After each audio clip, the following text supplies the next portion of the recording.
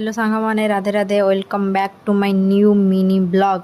तो आज day more केमती कौन जाऊँगी तो मुझे सहित शेयर करी। तो चलतु देखा मामा ठाकुर पूजा सारी एवं मुझे हनुमान चालीसा करी।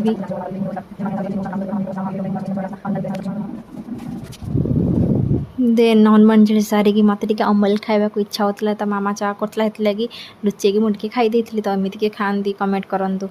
देन मामा चा देदेला मुझे कही कि मोप अटा चकुली करने बिकज मुझे थे अटा चकुली खाई मत बहुत भल लगे दे से ये मोर सकाल ब्रेकफास्ट अच्छी अटा चकुली को चा। देन मोर खाइबार लगी पड़ी मोर अटा चकुली आ चा। तापर आम मो दी भौणी जाक बाहर की आसिक रेडी होगी बसी जाइए बिकज मत खोर्धा जबार अच्छे तो बस को वेट करी।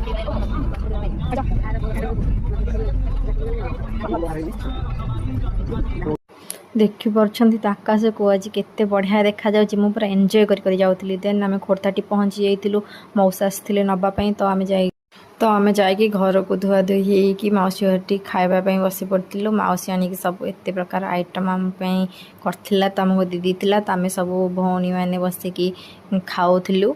देन आम चलू छात उपर को टिके मजा मस्ती करने से कहते चल जी छात उपर टिके से लगे आम समस्ते भौणी मैंने तक चलू छात उपर को। तो चलतु जीवा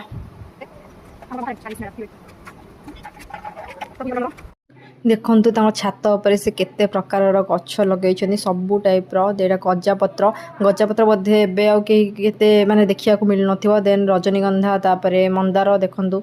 देन आम भौणी मैंने मौसी सब बाहरी पड़ू मार्केट शॉपिंग करार से लगी। तो चलतु जीवा देन शॉपिंग सारिकी आम आसिलु हरी बस स्टॉप को। बस स्टॉप रू पुणी आमको घर को रिटर्न करार बस रे से। देन मु आसिकी फ्रेश होगी मो फेस रे टिके आइस मसाज कर देइथली। देन मो बोतल पानी नथला हेतलागी मो एक्वागार्ड रू पानी भर्ती करती। तो मो वीडियो एठी एंड करछि। यदि आपण मानक मो वीडियो भल लागि थाए देन मो वीडियो को लाइक कमेंट शेयर और मो चैनल को सब्सक्राइब करंतु। रहिली थैंक यू बाय बाय।